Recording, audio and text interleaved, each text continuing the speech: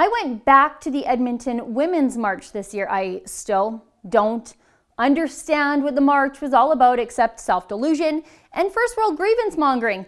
Let me show you what I saw when I was there, and then I'll tell you what I didn't.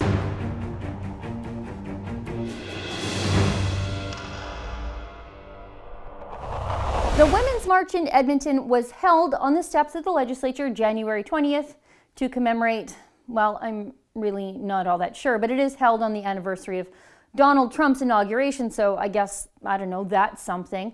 But 1,000 people, 1/4 as many as reported for last year's event, showed up, so that's actually pretty hopeful news for normalcy, right?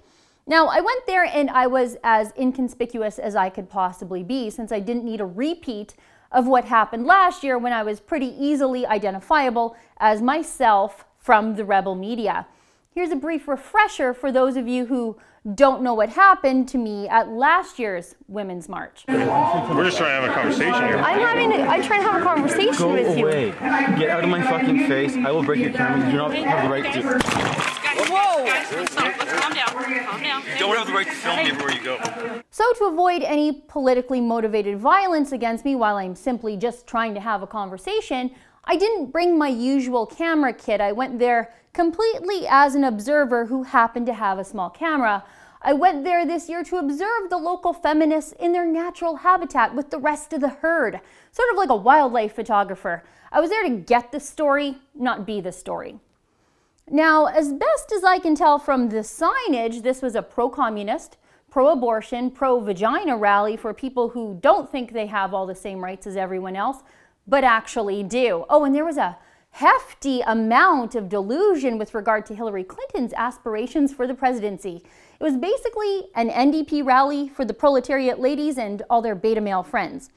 Anyway, this year there were 3 brave souls representing us normal folks. They were a man, his son, and his son's younger brother. The older boy was bravely waving a Trump Make America Great Again flag on the end of a hockey stick and trying to engage in some reasoned civil debate with the people around him. Guys, not all heroes wear capes, okay? I went over and started eavesdropping as he was trying to explain to the young communists of Alberta why their ideology is murderous and wacky.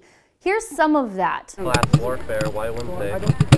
Well, you think it doesn't have to do with the fact that Stalin killed 20 million people? I don't. Stalin was the leader in a very difficult time.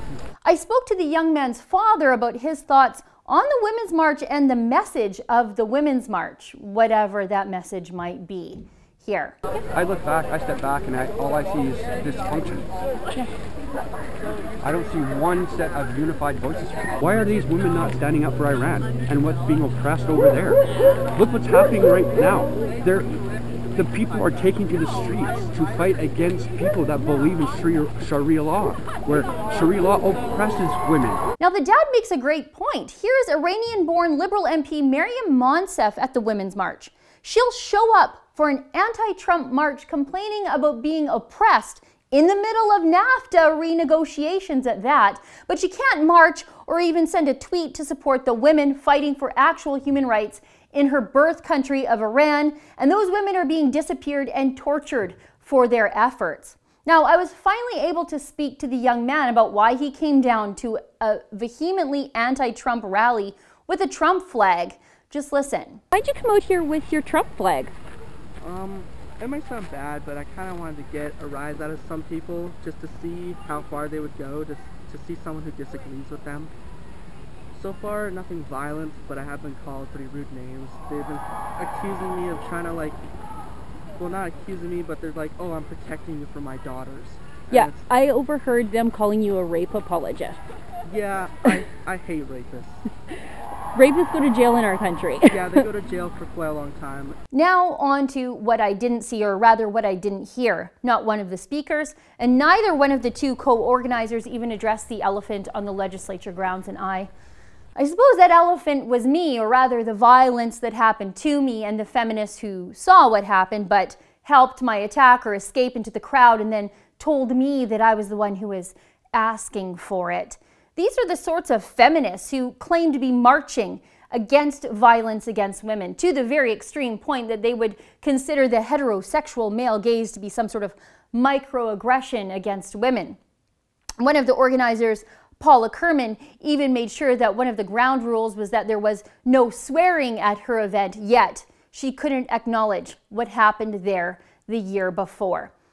I was assaulted by a male feminist at their rally. And just like how Hollywood has turned a blind eye to Harvey Weinstein and other Hollywood predators for years and years, and all sharing the same politics, the feminists in Edmonton are turning a blind eye to the violence in their own midst for the exact same reason. The person who assaulted me, well, he shares their politics. I don't share their politics, so tribalism and not righteousness nor intellectual consistency win the day this time.